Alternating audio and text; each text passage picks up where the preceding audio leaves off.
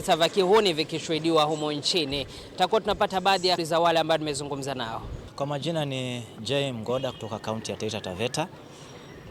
Swala la uhuni katika siasa zetu za Kenya imekuwa ni kero sana, kwa sababu watu wengine wamekuwa wanalipwa ili kuingia mikutano ya wengine, kukoroga ama kutatiza, na hiyo ni kitu kingine mbaya sana.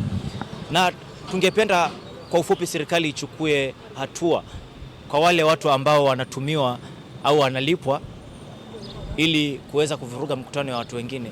Hiyo ni si mzuri, ni haramu, na wanatakikana wachukuliwe sheria, kwa sababu haiwezekani katika hii nchi ya Kenya eti watu wanavamia kanisani, watu wanavamia mkutano ambayo imepangwa labda hata si ya siasa, labda watu wanavamia huko. Ni makosa sana. Hii mwelekeo ambao tunaelekea si mzuri.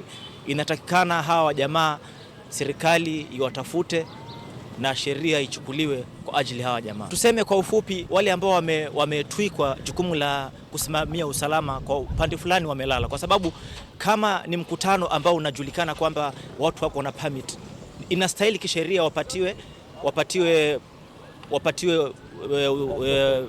maafisa wa usalama ambao watasaidia ku beef on security katika ile mkutano yao. Lakini tumeona mikutano mingi zinafanyika, hakuna security ya kutosha. Wahuni wanavamia zile vikao na mambo yanakuwa si mambo. Kwa hivyo tunaomba zile hasasi zinahusika za serikali, tafadhali wakati kunakuwa na mkutano, they have to beef on security na to make sure kwamba wale wahuni hawatapata nafasi ya kupenya katika hizo mkutano zetu. Na yule ambaye atakuwa amepatikana labda amefunja sheria, amevamia mkutano wa mtu, amepiga mtu jiwe ama ameleta shida, ashikwe, awekwe ndani na sheria ifanye kazi yake. Hatutakubali nchi ya uhuni, hatutakubali siasa za uhuni, ni lazima ziishe katika nchi ya Kenya.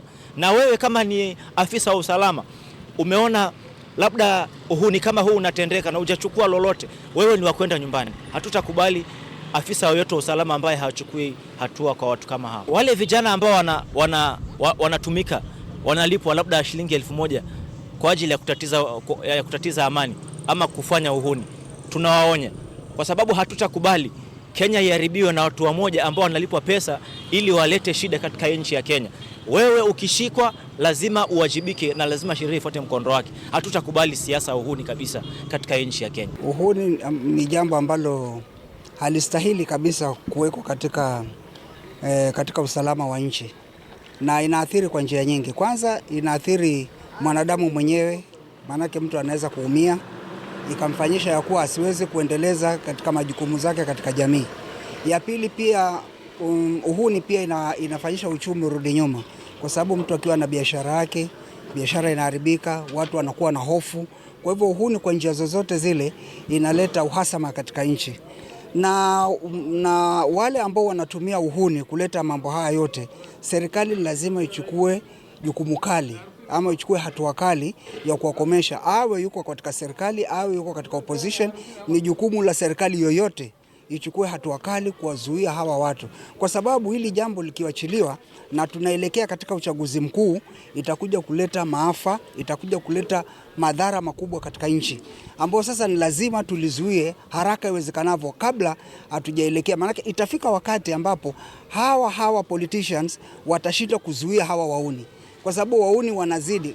Ukiangalia nchi ambazo mpaka Haiti ilianza hivi, wahuni wadogo wadogo wanaanza watu kidogo kidogo, alafu inakuwa mahali ambapo wanashindwa kabisa. Inakuwa ajabu, unaweza kuwa serikali ya Kenya ambayo inajulikana ni nchi thabiti, kuna peace, ikawa nchi kama Somalia ama iwe Haiti na nchi zingine. Kwa hivyo mimi ninasema kuwa uhuni si jambo ambalo linafaa kabisa kwa mtu yoyote yule kuitumia kwa binafsi, kwa sababu ukumbuke hawa watu ambao wanatumia wahuni wanatumia kwa nafsi zao wenyewe, kwa binafsi, lakini haisaidii kabisa mwananchi wa kawaida. Na ni baadhi ya kauli kutoka kwa wakazi wa kaunti ya Taita Taveta. Paul Kirobi nikiregesha usukani kwako studioni kuendelea kupata maoni kutoka kwa wakazi wengine wa sehemu mbalimbali za taifa. Mie ni Julius Mariki, kaunti ya Taita Taveta. Kwako studioni Paul.